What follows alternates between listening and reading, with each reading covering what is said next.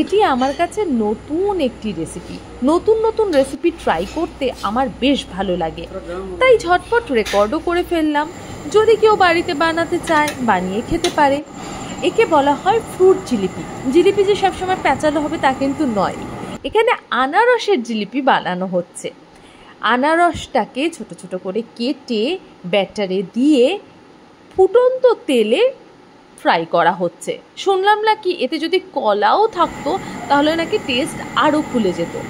বেশ ভালো করে ফুটন্ত তেলে টকবকিয়ে ভেজে তারপর চিনির শিরা রেডি করা ছিল এবং সেই চিনির শিরাতে দিয়ে ভালো করে সেটাকে মিশ্রিত করে ভালো করে যাতে চিনির শিরাটা একেবারে ভেতরে ঢুকে যায় সেইভাবে কিছুটা সময় রেখে তারপর কিন্তু সার্ভ করার জন্য একদম গরমা গরম আনারসের জিলিপি রেডি।